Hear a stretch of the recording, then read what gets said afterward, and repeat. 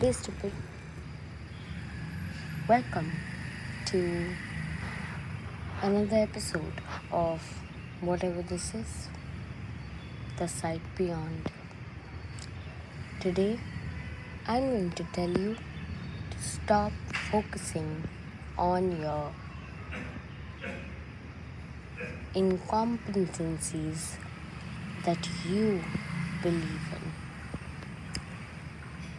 Whatever background noise you hear, cars passing by, crows cawing, that's confirmation. Take it as it is. You know it. And I know it. Well,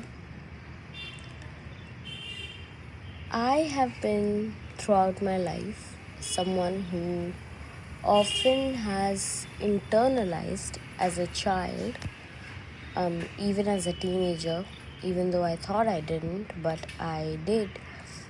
The ideas that other people had from me and expectations that other people had from me, and to try and live up to those and to try and be that person for them, whatever person that was, that identity that they wanted me to live up to. I tried my hardest to be that person, right? My entire teenage, childhood, everything. But then I had an epiphany this year only, but I realized that I was not happy. I was doing all of these things. I was making all of these sacrifices so that people would be happy. People would finally feel satisfied. People would finally feel proud of me. And yet, people weren't happy. They weren't satisfied. Nothing was ever enough for them. And more than that, it was costing me everything. It was costing me my identity. It was costing me my authenticity. It was costing me myself. That's why I decided to take a step back and reevaluate.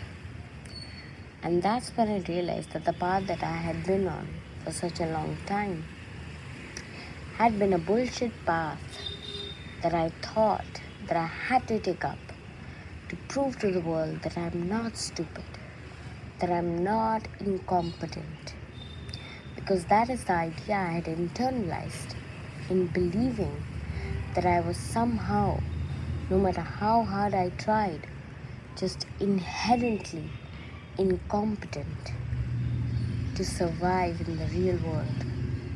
I don't know, this extremely crippling self-esteem or lack thereof was due to, would I say, bad parenting, but it's really just parents having low self-esteem as well by their parents. So it's just a generational cycle that breaks with me. Let's keep it at that.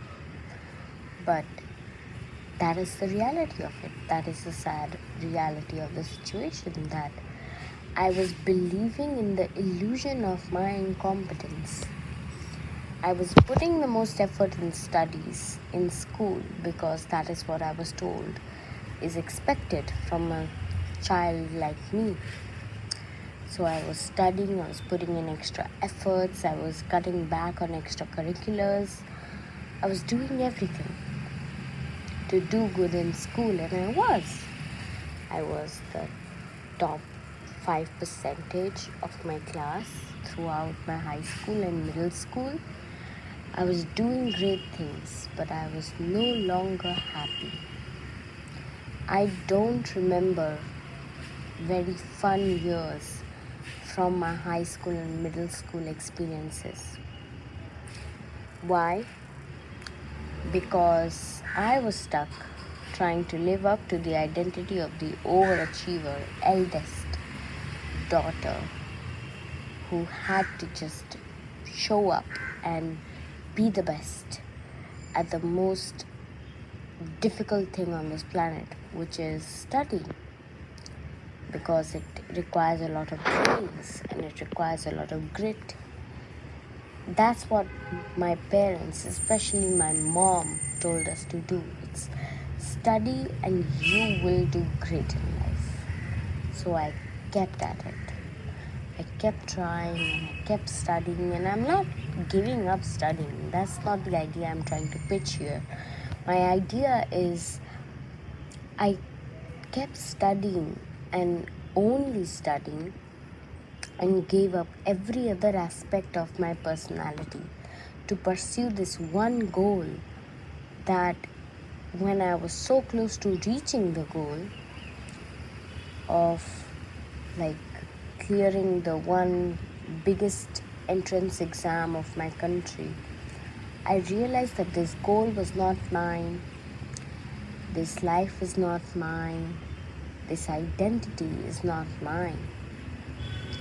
Now that is a big pill to swallow. When you've spent years in preparation for this one identity, that when it's time for you to finally be and walk as that person that you've always wanted to be for such a long time, you want to run in the opposite direction. You want to run as far away from that identity as possible.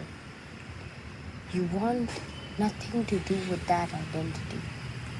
Because completely embodying that identity means complete erasure of all the other parts of you that have suffered for the last whatever years you've put in. Just because you thought you could never succeed in anything else.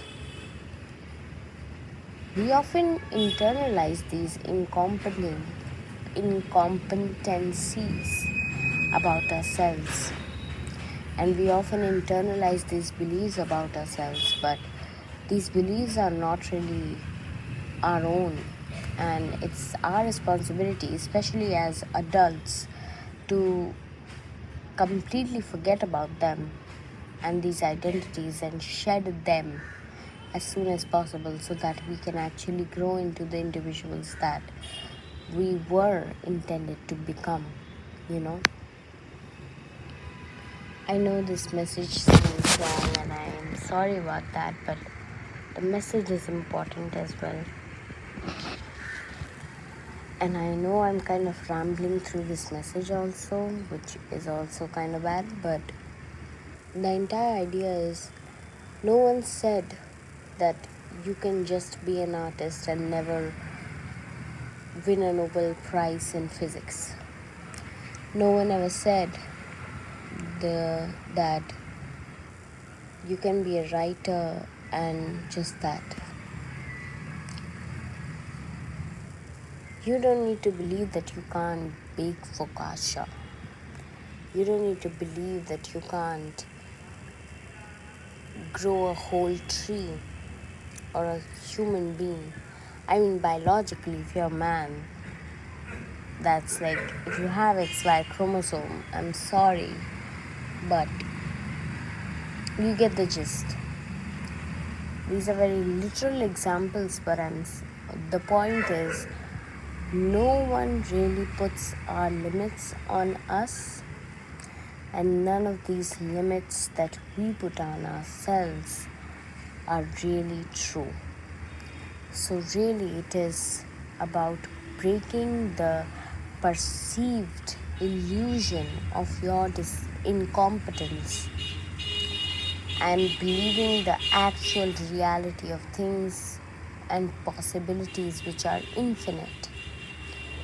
Even if you subtract from infinity a few failures that you might have on the way, infinite never stops, so you will get there in time and you will have a great life in time.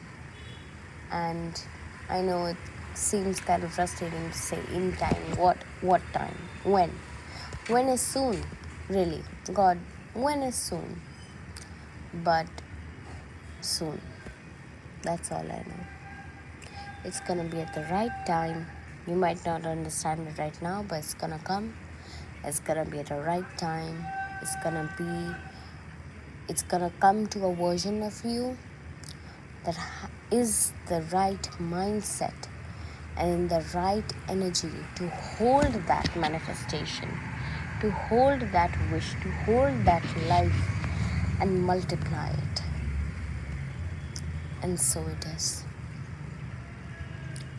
Believe in yourself rather than the illusion of your incompetence.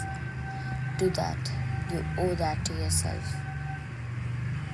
As always, this is me from the side beyond. Stay stupid.